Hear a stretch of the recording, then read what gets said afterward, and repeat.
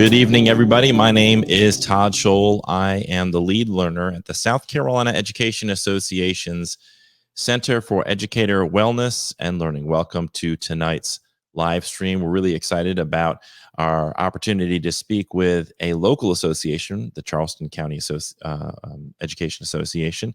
We'll get to our guest in just a minute. Before we get started, I just want to remind people of a couple of things. One is we are going to have to fight this voucher scheme battle once again this year.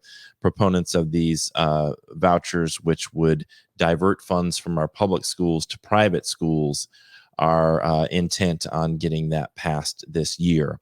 The bill is called S39, and if you would like to use your voice to speak out against these voucher schemes, you can go to the SCEA.org/S39. That's the SCEA.org/S39. Make your voice be heard.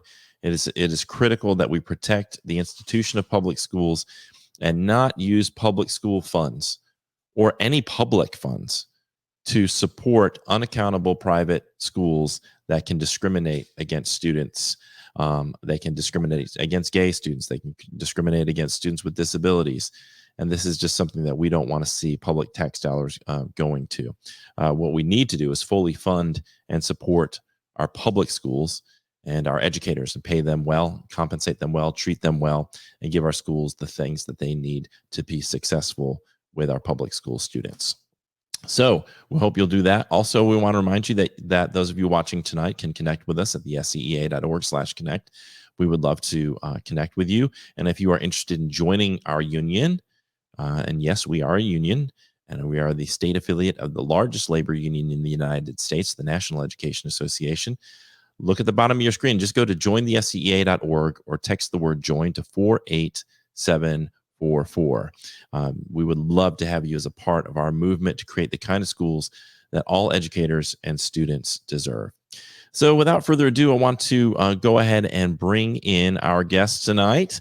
We have a few members of the Charleston County Education Association, Sydney Van Bulk, Dorsey Montgomery, and Mrs. Candace Holmes. I think I got that right? Did I get it right, Candace? Yes, you did. Great. So welcome to all of you. We may have some more pop in as the night goes along. I want to start off just first of all, if you would just introduce yourself, talk about your background and your connection to our association. And we'll start, I have Sydney first, and then we'll go to Candace and then Dorsey. Sure. My name is Sydney Van Bullock. I taught for 12 years in North Charleston. I taught early childhood. I originally joined the SCEA years ago, like kind of early on in my teaching career. And then I kind of got disconnected for a while and realized again a few years later that we were not going to make any progress if we weren't all working together. So I joined again. I left teaching at the end of last year for the same reason that so many are leaving. I just couldn't afford my rent, the stress, all of it. I ran for school board, did not win, but in continuing advocacy in any way possible. Thank you. Candace? Hello, everyone. My name is Candace Holmes. I am the daughter of an educator. My mother taught for 38 years in 3 different states, Berkeley, Charleston, and Dorchester County. I have been an education support professional for 19 years. And just recently, I did the opposite of Sydney. I went into the classroom.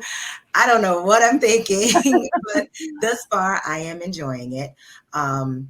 And I can absolutely understand what she says about, you just can't afford to live on an educator's salary. Fortunately, my husband is not an educator. But I joined the SCA. I've worked in 4 states in education, and in every state, I thought it was really important to be a part of the associations that made decisions, not so much for the children, but also the ones that teach the children. I'm an advocate for children. I think it's really important that we make sure that they're okay. But we also have to make sure that the educators that deal with them on a daily basis are okay too. We have mental health needs. We, need social emotional learning and all of that good stuff, because the things that we deal with are no different from the things, unfortunately, that our students deal with. And we're supposed to have the coping skills to be able to put on the good face for 7.5, 8 hours, push through and do our job. And so I thought it was really important. I can't complain if I'm not willing to lift my voice about the things that I'm concerned with. Thank you. You're speaking my language. Amen. All right, Dorsey. Hey, hello, everyone. My name is Dorsey Tyree Montgomery II. I am a native of Charleston, South Carolina. I am a product of Charleston County School District. So something good can come out of Charleston County School District. I am a newly found educator, if you will. I came the alternative path. I started out in business, and I was working at Wells Fargo. Really, originally it was Wachovia, and then I started working at Wells Fargo. I thought we were going to get a promotion, and they called everybody in the office, and they laid everyone off. And so then I said, hey, I have to do something. I relocated back to Charleston, South Carolina, and a good friend of mine who I saw, she's on the line at this moment, Miss Mary Rita Watson. I subbed in her class, and the rest is history. I am the vice president of the Charleston County Education Association, which I am a pleasure to serve the members of this particular organization, this association. They are phenomenal. And like Candace said, we can't talk about change until we're ready to induce change. And I believe that sometimes I'm a type of person, an empty wagon makes a lot of noise. But if we get enough people on and we ride this wagon to the end, they will be able to see us, and not just see us, but they'll be able to hear us and see the work that we're trying to do to help not just teachers, but educators everywhere across the board. Absolutely. Thank you, Dorsey. So I want to, first of all, give a shout out to Adrian King, who is the president down there and helped organize this tonight's event. And I asked him, I said, do you want to be on? And he said, really, I want more members. That is not his thing. To be forward. I don't want to be the one who's the face of this tonight. So, but if he is watching, I want to give a shout out to Adrian. Thank him so much for helping us bring this all together tonight. He suggested, one of the things he suggested we talk about tonight is the idea that we're stronger together. Absolutely. And Sydney and I were talking a little bit beforehand, and I think, one of the things we're going to be moving towards at the SCEA is using the phrase "one union, one voice." Can you guys each talk about the importance of, I think sometimes there are advocates in our profession who feel very isolated, who feel like I'm the only one shouting out this stuff and really trying to do anything about it. Talk about the importance of all of us coming together collectively to use our voice and the power there is in doing that advocacy work. I'll start. There's a good book that I read, and it says one can chase 1,000, but two can put 10,000 to flight. And what it was talking about is that we can join together and come together, as I stated earlier, one voice, one sound. And if one person is saying something, it's not making a lot of noise. But if 5 individuals are saying something, it's making some noise. But if we have 50 to 100 to 1,000 to 10,000 people saying the same thing, there's something my mom used to tell me: the whole army is not going to be out of step. Maybe 1 or 2 people may lose their footage or get out of the sync, but the whole army is not going to be out of step. And if everyone can come together as one good coalition and sing the same thing, I believe we can tear down barriers and break through walls. I'd like to say that when we look at the discipline of education, there's so much diversity. You have a former teacher, you have a current teacher, you have someone, well, really 2 current teachers, but someone who was an educator support professional. You have administrators, you have the custodians, you have the cafeteria workers, but we're all in the same boat. Now, understand, All of us are not rowing in the same direction. I do not believe that. Some of us are drilling holes in the boat. But like Dorsey says, if we have enough people in the boat who are rowing with the tide, the ones that are rowing against will realize they're going to have to get out the boat or they're going to start rowing in the same direction. I think it's very important, especially when you think about educators, you think about teachers. I do not discount the importance of teachers. They have the daily interaction with the students, but everyone in the building is an educator, because you have some individuals that the students relate to, they connect with. One of the reasons I was not a teacher for so many years was because I wasn't confined to 45 minutes, 90 minutes, an hour to impact a student's life. If a student came to me, I had the time that I could pour into their life. And so oftentimes when I go to conferences, especially when I was an education support professional, and I will not forget that now that I'm a classroom teacher, is if you really want to know who's running your building, let the cafeteria workers not show up. Go ahead. Let the custodians not show up. You know, we were all very passionate about cleaning and being safe and precautionary when COVID happened, but let your trash not get taken out in 300 classrooms. Let your secretaries not show up and your principal has to answer the phone. No disrespect to principals, but they don't want to do it. A lot of times they don't know how to do it, and they certainly don't know the answers to the question that the people on the other end are asking. No disrespect to them. That's just not part of their wheelhouse. That's not their job in that particular discipline. And so we cannot forget that just because a person isn't certified, may not have the education, may not have the title, because sometimes that's all that differentiates between us is the title. Just because a person is not the building principal does not mean that they're not qualified or they do not have the credentials or the ability to be a building principal. That's just not where they are in their lives. So I believe that every discipline in education has to have a voice so that we understand it's not the teacher against the custodian. It's not the principal against the cafeteria workers. We're all working together for the greater good of the children, because we all play a role. If the bus drivers don't show up, the children can't get on the bus. Once the children get on the bus, if the cafeteria workers aren't there, they cannot get fed. If they don't get fed, there are going to be discipline problems, which will cause classroom management issues. If the trash doesn't get taken out, they're going to complain, ew, it stink, the bathroom's nasty. All kind of things can happen if we don't all do our part, but also help each other. And we can't have the mindset, it's not my job. It's not the children's job. They didn't ask to come here. So we have a responsibility to make sure that we make a due diligent effort and do our best to serve them. They are our customer.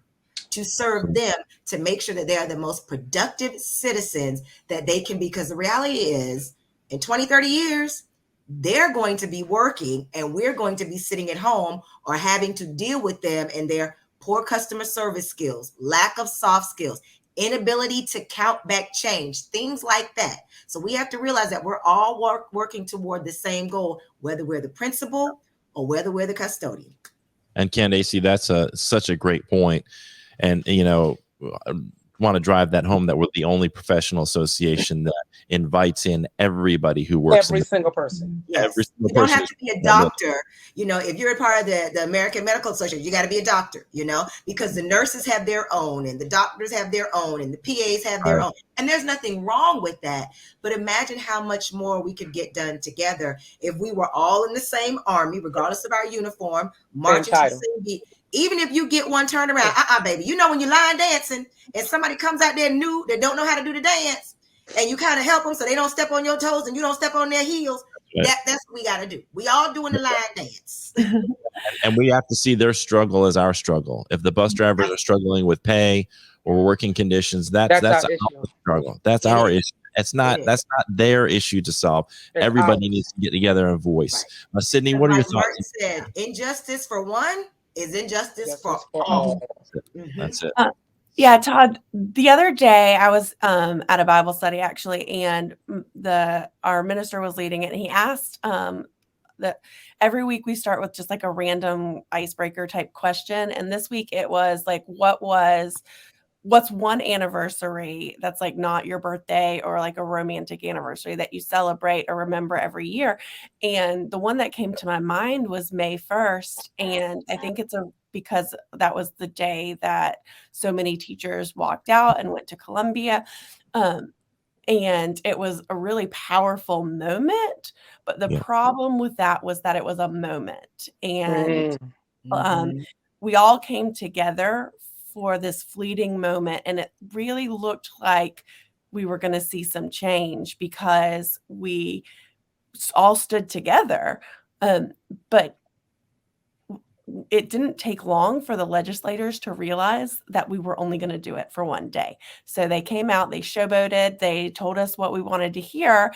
And then when it came around to actually make changes, they were like, just kidding. And we didn't hold them accountable. And then if you look at like the most recent election, we as a state did not hold them accountable.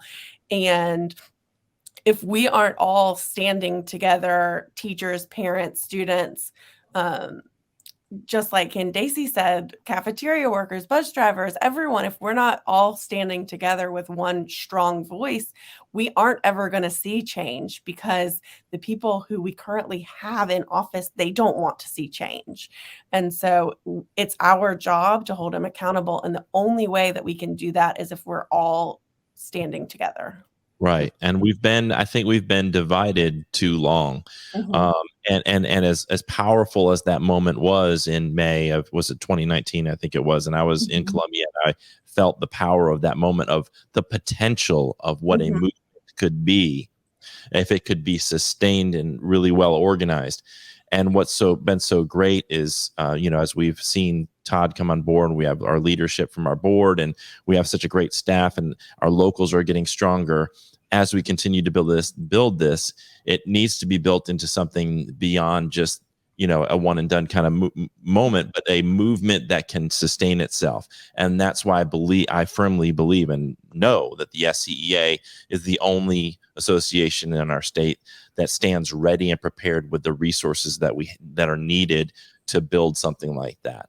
I want to shift the conversation a little bit to, we are also the only professional association for educators, where when you join us, you're joining your local association, which is what we're talking about tonight, your local association, the state association, and the national. I want to start off at the local level. What are some things happening that are unique to Charleston, or maybe not unique, but that are happening in your local area that you feel like other people around the state need to be aware of and needs to be on their minds because it may be coming to them, or it may be affecting them down the road? Well, I know right now in Charleston, one of the things that I'm assisting with is we have somewhat of what you call a think tank. Now they're looking at standards across the board. We want that uniformity. So if you leave my high school and go to another high school in the district, we want to make sure that all of the standards are the same, that the curriculum is the same. If you come the 20th week in the year, you can pick up right where you left off. There is no differentiation in that. And so there's a think tank that they have asked some of us to partner with, to be a part of, to give our feedback, to give our insight.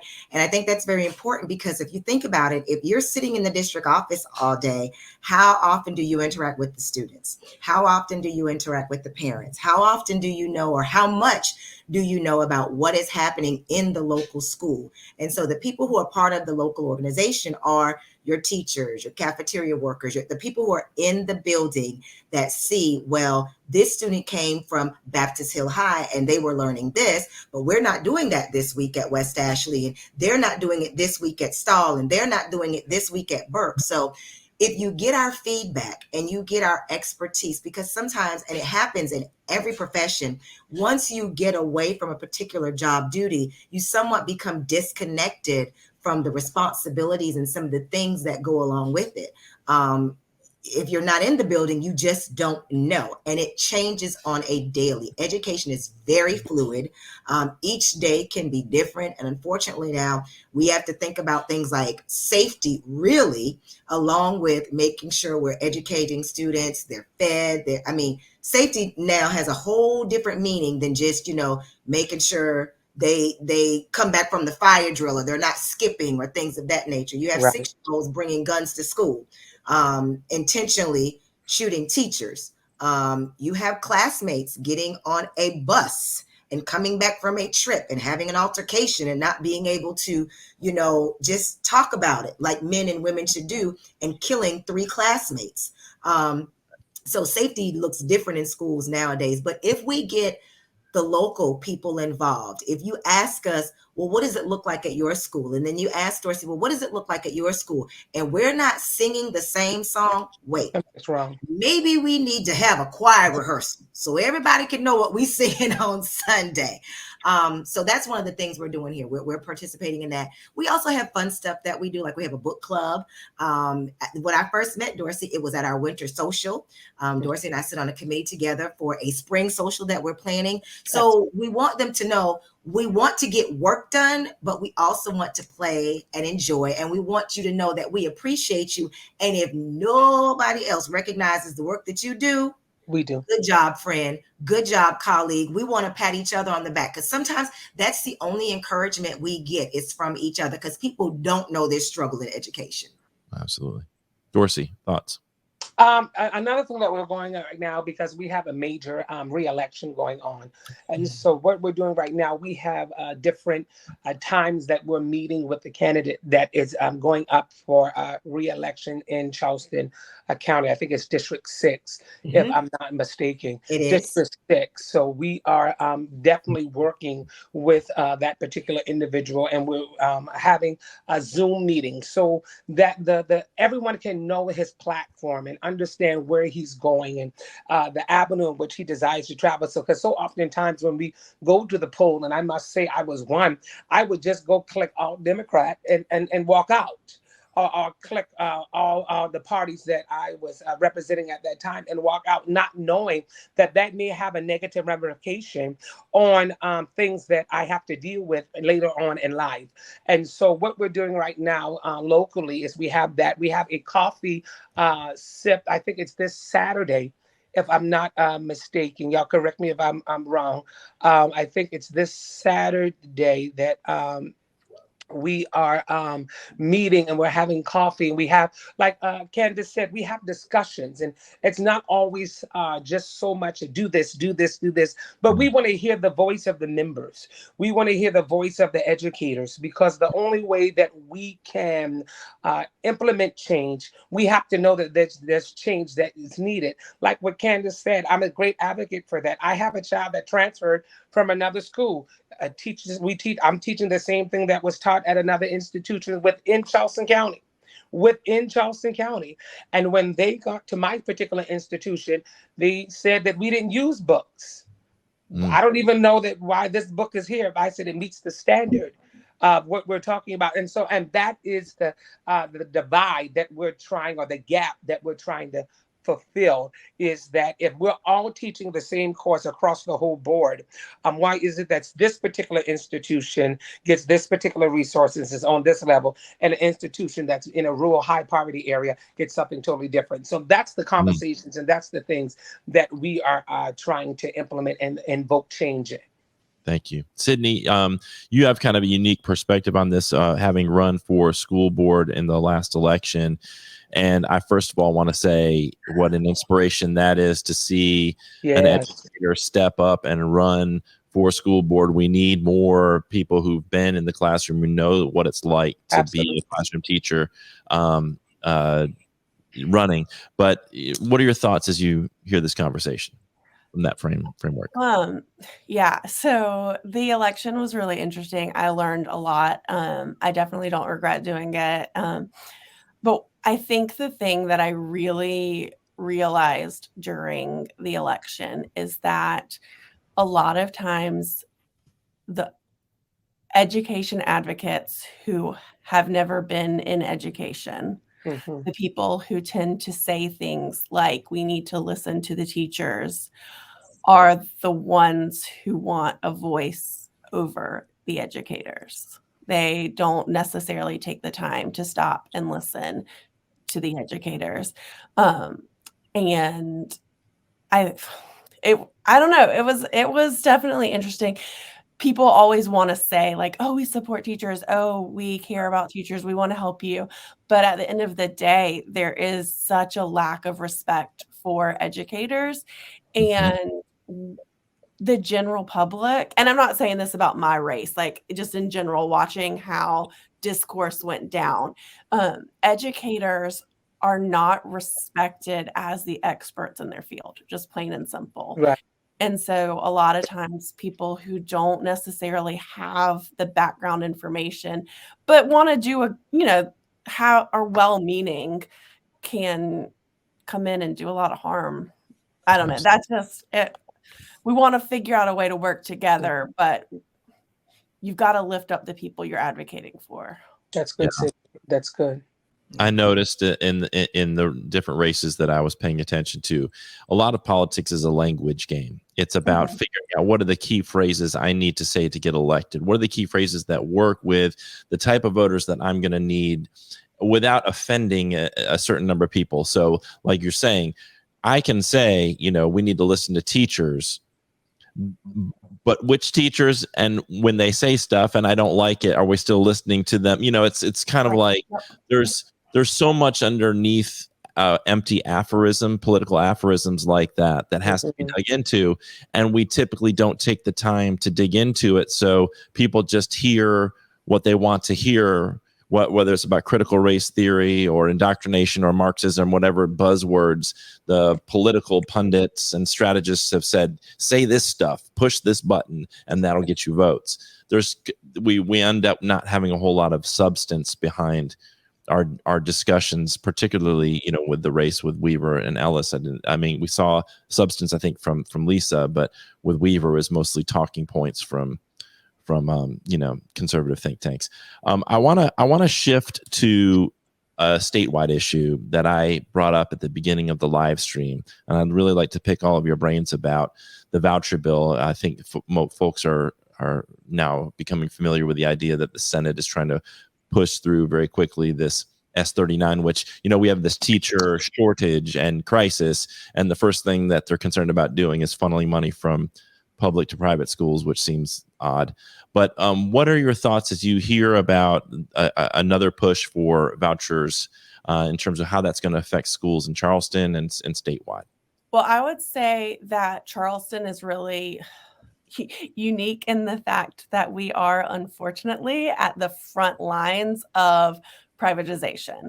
And so there has been for almost my entire career this push, because vouchers weren't a thing, because we weren't able to funnel money into the private schools. They created these public-private partnerships, which are really blurred lines and murky.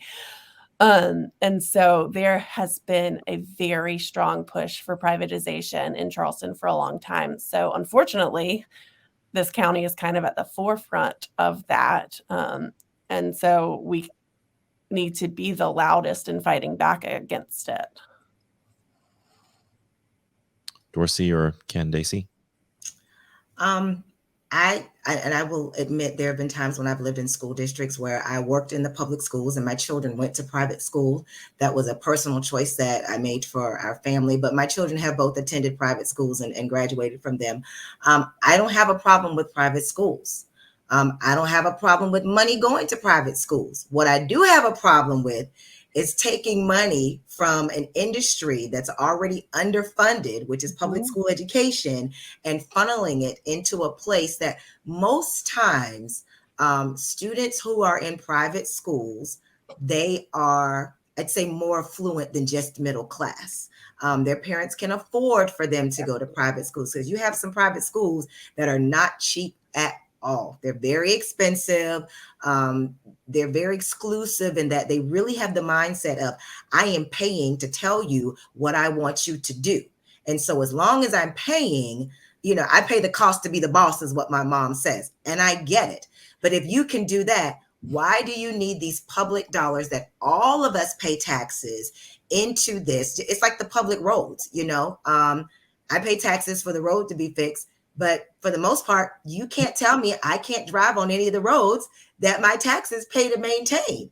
Now, whether my taxes are maintain them, I beg to differ, but that's a different show on a podcast. But what I'm saying is we cannot take this money that everybody, this pot that everybody puts ingredients in and say, oh, well, we're only going to give the ingredients, or we're going to give this much of the ingredients to this particular group of people who don't even want to put ingredients in the pot that we already have. That's what I have a problem with. And the reason I don't have a problem with private schools is because I believe in choice. If that's what you want to do for your child, hey, because there are teachers that work in private school and they understand the cause, they understand the fight for whatever reason, they've made that choice to work in that particular type of setting. So don't want to alienate them, but do not take dollars from an industry or a part of the industry that is already so underfunded. And I thought about this example when we would talk about money. Don't get me wrong. If we need to build a new school for the communities and the families that are served by Morningside Middle, I am absolutely all for it. What is it, Dorsey? $66 million that it's going to cost them to build a new building. It's going to be expensive. If they need it, I absolutely support it. But where is the money, and why do we have to have so much discussion and debate about raising teacher salaries? Making sure that students who go to school in rural areas, if we ever have a pandemic again, have the access to the internet that they need without having to beg Sprint and Xfinity and T-Mobile. Can you please give us some hotspots? No, that should be there. And this pandemic really showed us the disparities between inner city or more urban districts and rural districts. So, and we just can't afford that to have that happen again, because here we are 2 or 3 years later, we're coming back into the building and these children are like deer in headlights. They have no clue because they went home for spring break 1 year and did not come back for another 2 years. And that's a shock to anybody's system. And in that time, they had to deal with tragedy and trauma. And trust me, once every 2 weeks, having a lesson about it is not going to fix it. So we need to be very intentional and be good stewards. That's what we call in the church, being a good steward over the finances that are part of our responsibility. Absolutely. And Jenny is watching. I want to thank you, Jenny Klitsch, for this comment. She kind of echoes what Senator Mike Fanning was alluding to in a post recently. She says, in addition to excluding families who cannot afford the tuition or tuition minus voucher, they often exclude families of students with disabilities. And Mike was saying that the voucher is $6,000, but the average private school tuition in South Carolina is over $14,000. So how does that help a child in poverty if you still have to have another, $7,000 or $8,000 to make up? Not to mention the cost of transportation. Maybe they don't have a free and reduced lunch program. So it's the idea that this is somehow going to magically help students in poverty is to me just it's like a ruse. It's like a shell game. It's like, yeah, we're going to talk about poverty. We're going to talk about helping kids, but it's not really about that. Ultimately, it's about allowing the free market to tap into dollars that are going to public schools right now. Dorsey, more alienation, I think. Absolutely. Yeah. And Dorsey? I definitely, I thank you. I definitely have to piggyback with Candace because this is a topic that I'm very sensitive with, because at any given moment there's a fine line, and I never want to cross the line with my emotions due to the fact that I teach at a high poverty rural school in Charleston County. And my school, even though we teach all the same thing, does not look like other schools. And so because there's already a deficit and there's already lack of funding where I'm at, I like you said, I advocate for private school. I went to a private school for a little duration of my tenure while I was coming up through grade school. So I went to a private school, but I'm reminded of the nursery rhyme called The Little Red Hen. When you have those in the public sector who are doing all the work, and we're grinding out the wheat, and we're tearing down the wheat, and we're kneading it, and we're doing everything to make a piece of bread, and no one wants to assist us in the grunt work. But when we present the beautiful piece of bread to the public, everybody wants a piece of it. But you don't understand the grunt work that we have to do as educators with the lack of funding to get what needs done. So I don't advocate for the private school dipping into the fundings for this from the state, and that's just my stance on it, because I know what I have to overcome as an educator on a day-to-day basis with the limited resources that we have. We have a 99% of free and reduced lunch at my particular institution. Yeah. Yeah. Lindsay, thank you for joining us. I know you had a busy schedule today. I appreciate that you were able to get logged in.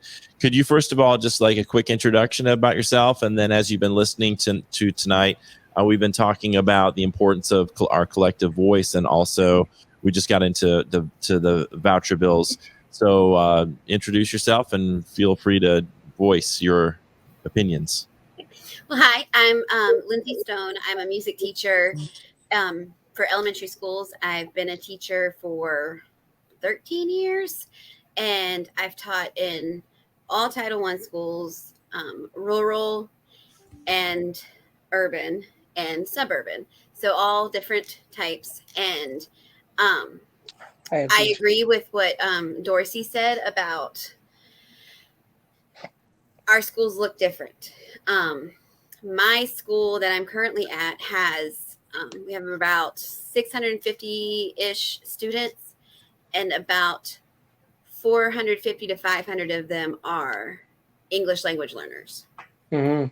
And I feel like these voucher programs, they're not going to benefit my students because, one, they don't have transportation to get to the private schools. Right. Most of my kids are bus riders, and if they for whatever reason miss the bus, or it's a wrap, they just don't come to school. They ain't coming.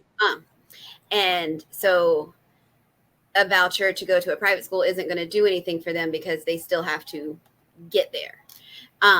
Also, ESOL, English language learners, would be considered a disability in some private schools. They aren't equipped to handle students that don't speak English.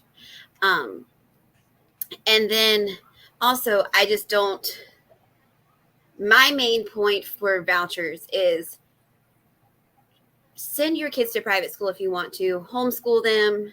It's your right as a parent to educate your children how you see fit. But until public education is fully and adequately funded, right, you can't compare us to what is happening in a private school, because you don't know what we could be because we've never been adequately funded. That's good. That's right. What we are doing with what little money we have, it's phenomenal. Volumes to what we could do if we had what the state has promised us year after year after year after year, that's in the law that they haven't actually followed.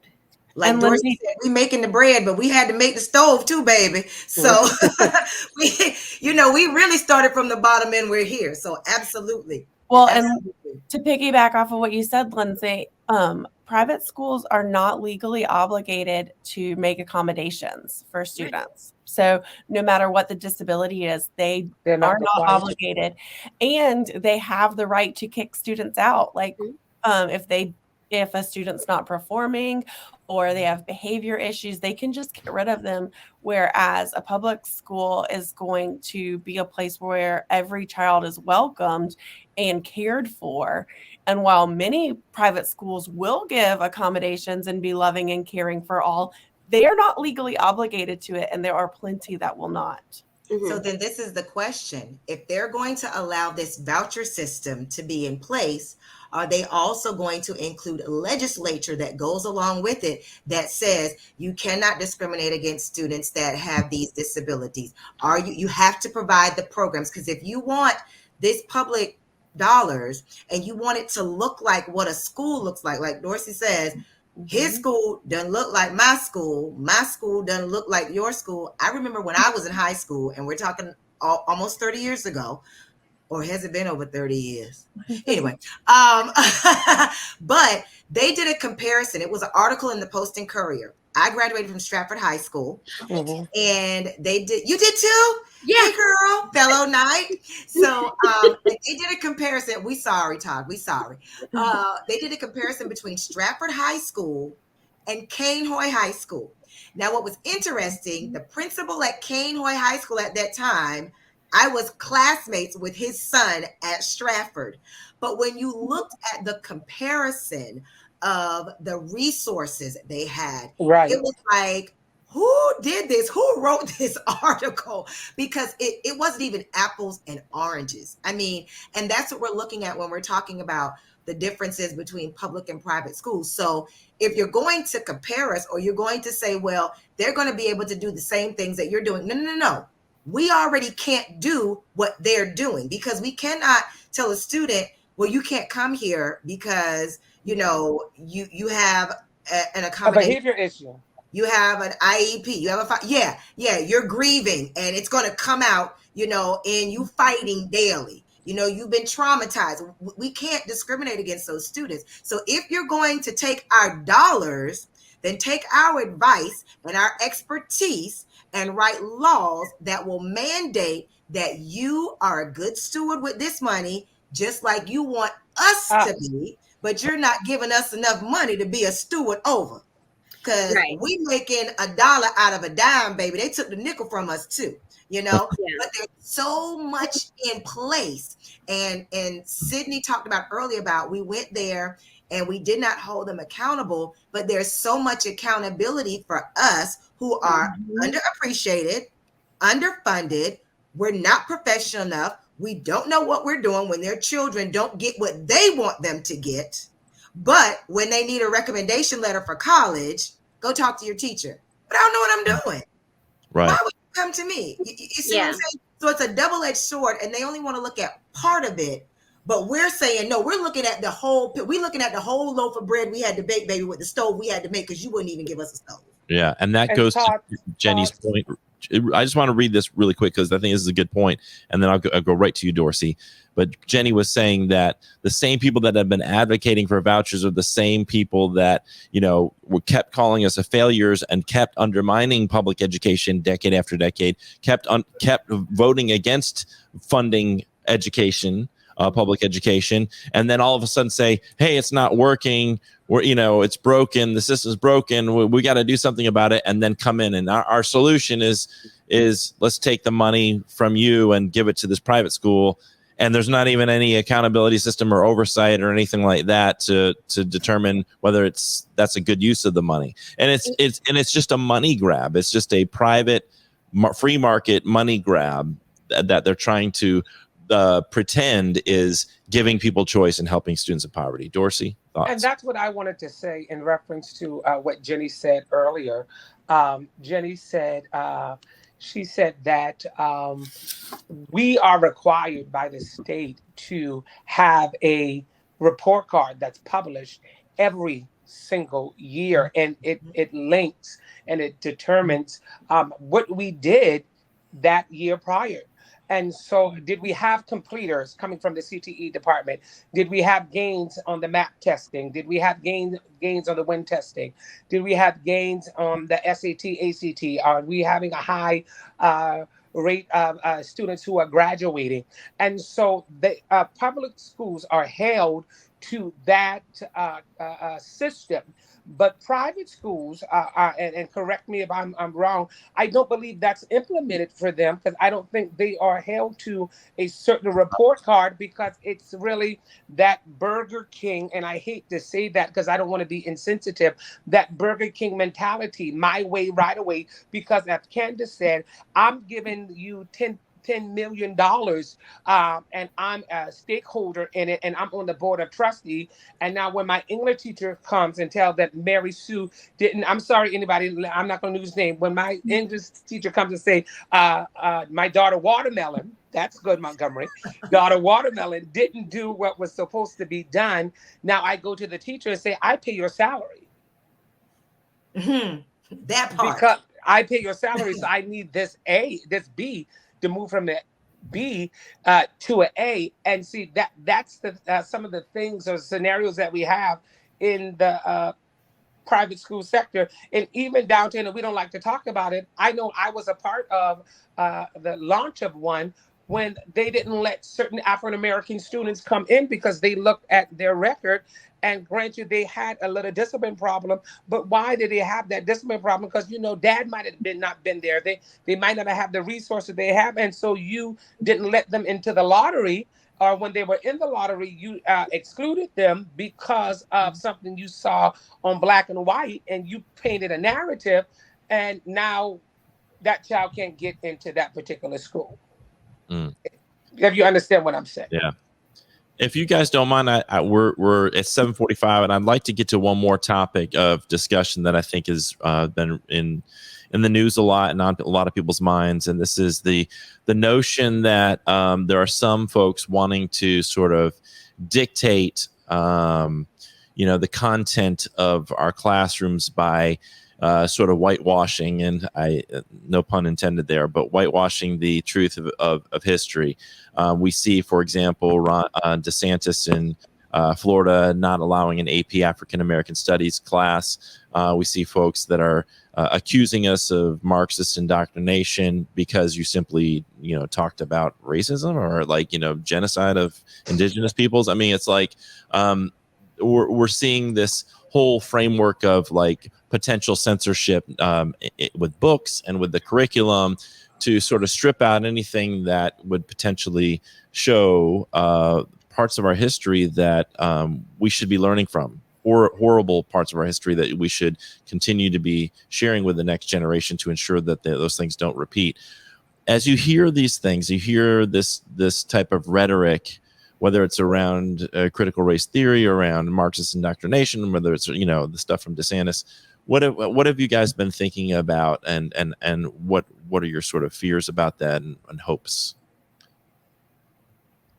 As a music teacher, I don't really have set curriculum like other classroom teachers do, and a lot of music history is founded on Black and African American people and their music and how that music got to the United States. Mm-hmm. And it does a disservice, not only because you have to face the ugly parts of history to not repeat it, but also it skips over some of the most beautiful parts of history, because you're skipping over the horrendous stuff, but you're also skipping over the resiliency and the determination and the building up of a people that were so oppressed, and how that progress is continuing, and how the progress needs to continue. And as far as book banning and things of that nature, first, I think you need to read the book before you can decide that you're going to even ask for it to be banned, which I feel like is not common practice. With a lot of the books that people are deciding to ban, they just read the back cover and say, oh, this is not appropriate. But when you look at, Supreme Court decided laws, freedom of speech is also part of the library. When they start to ban books and stop access to these books, that starts to infringe upon people's free speech. And I think a lot of parents just forget that their kids have little devices like this in their hands where they can access anything and everything they want to access. that would be in a book that they're trying to ban. Right. It feels like a futile argument, and they're trying to maintain control, which I understand. The world is a scary place, but banning a book from a library or banning a discussion about slavery is not going to stop them from learning about it, but it is going to stop them from potentially learning the correct history and the right way to the correct way to speak about these things and to learn about these things. And it really opens people up to, it opens their children up to learning ideals that they might not be actually so excited about them learning if they actually stopped and thought about what's available on the internet to all of their children through their little phones. Mhm.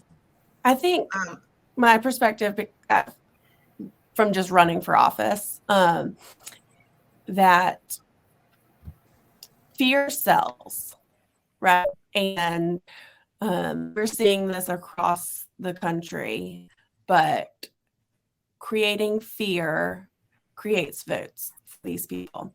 And so does Ron DeSantis really care about these books in these classrooms? No, but he knows that if he gets behind a microphone and spews all of this hatred, he's going to win votes.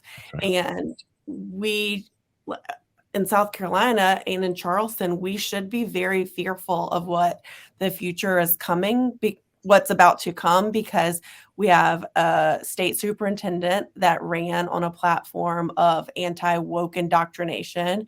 We have a school board that predominantly ran on that same platform, and they are about to start the process to find a new superintendent. And so they have a majority on our school board, and if the majority is now who is looking for our next superintendent, are they going to find someone that represents all of the students, or are they going to find someone that's going to push their own personal agenda?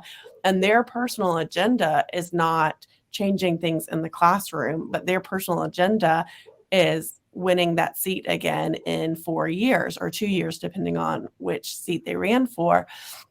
I mean, just like this prayer malarkey that's going on right now. Todd, I don't know if you're aware, but our school board is trying to change wording so that they can bring in religious leaders before the school board meetings to pray, which is a practice that's been happening, but there wasn't a policy allowing it. So now they want to officially allow it. One, it shouldn't be happening, but two, it's already been happening. So why are they writing this policy? Because it gets them airtime. It gets them their name, their face out there. It creates this this fake, I don't know what the word that I'm looking for, but it essentially, it gives them more power. And if we aren't fighting back against it, if we're not using our collective voice, it's the loudest voices that are heard. So we need to make sure that our voices are just as loud as this small minority that has been screaming. I think for me, and educated people are empowered people. And when you empower people, you cannot manipulate them.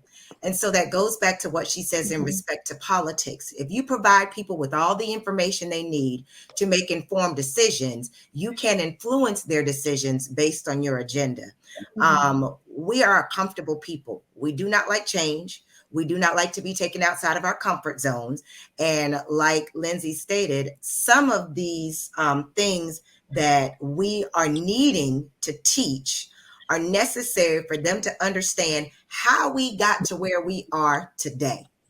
What they're teaching now starts somewhere in the middle, nowhere near the beginning. Right. And if we don't teach the full scope of the history, we are absolutely doomed to see it repeat itself. And we can see it now. If you look at even the prison system, the prison system is just another form of slavery.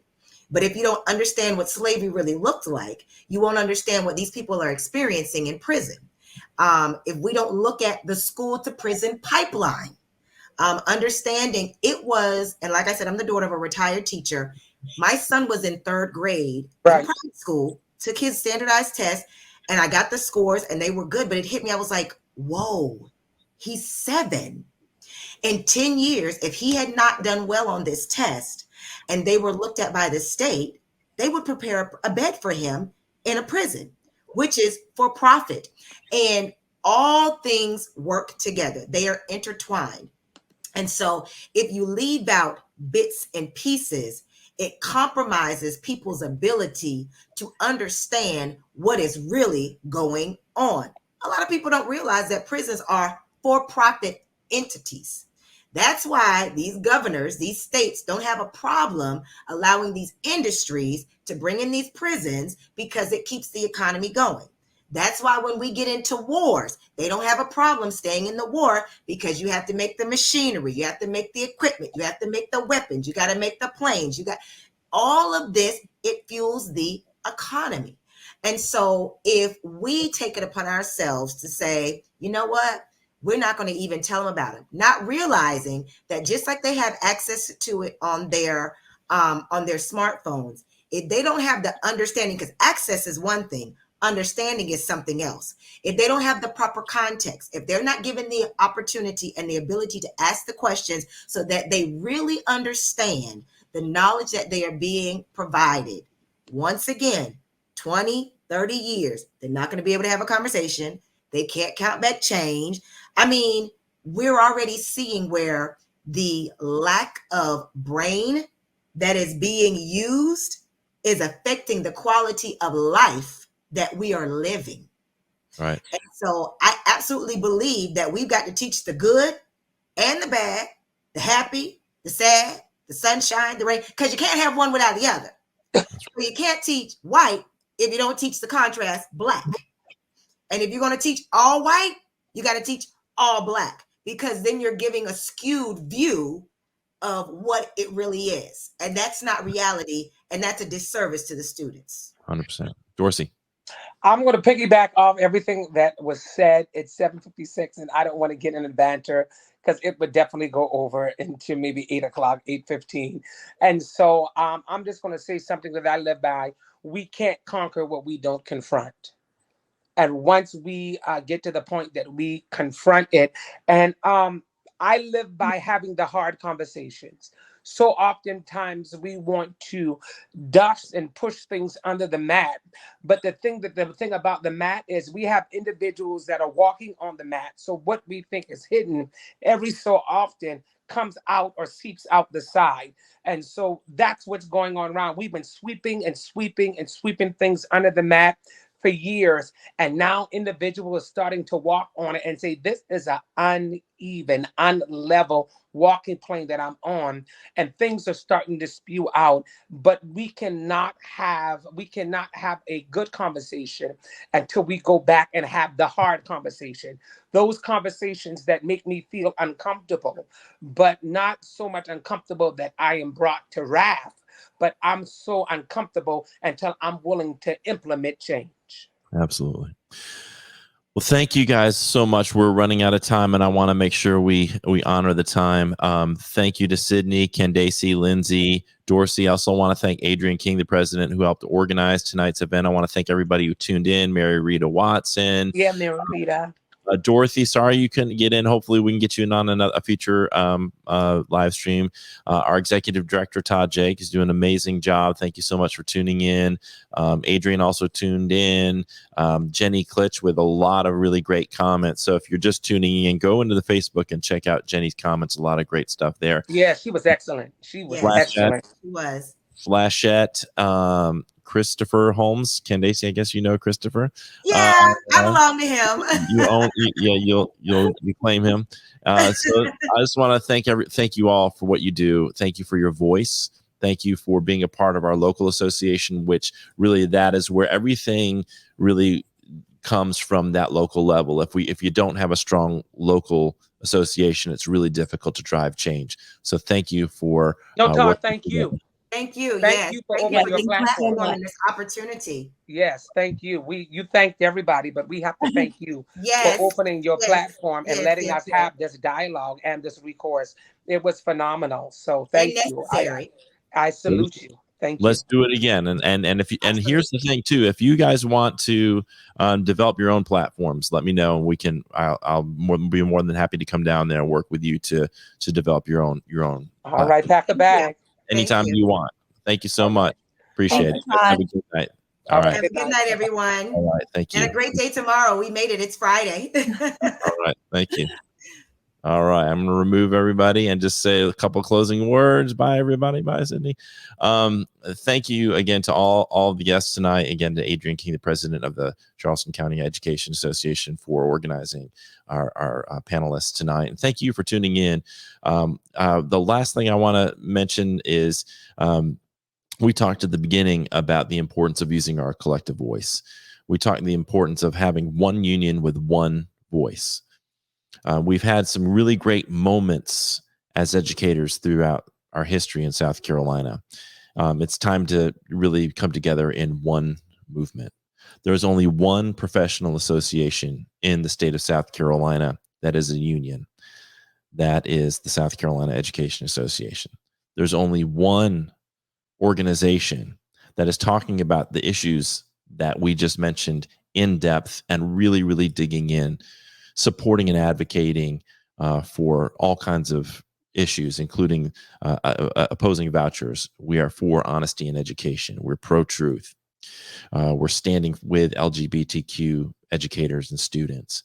We are providing you wellness and learning resources.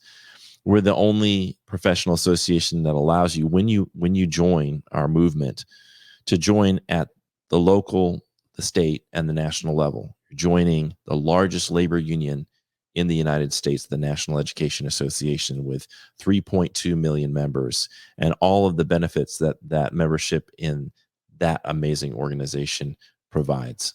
We would love to have you. If you're interested in joining, you can go to jointhescea.org. You can text the word join to 48744. And the most important thing about our movement is we need you and your voice. And we want you to be on a future live stream. We want you to podcast. We want you to create videos. We want you to write for us. We want you to use your voice and write your state leaders. We want you to give speeches and presentations. And we want to equip you to do that. So if you're interested in doing that and getting off of the sidelines and being a part of a movement that's truly going to bring sustainable change to the state of South Carolina, to provide the kind of schools that our educators deserve, to ensure that our schools are fully funded, to ensure that we protect the institution of public education and the students that our public schools serve. Join us. Join the SCEA. Have a good night.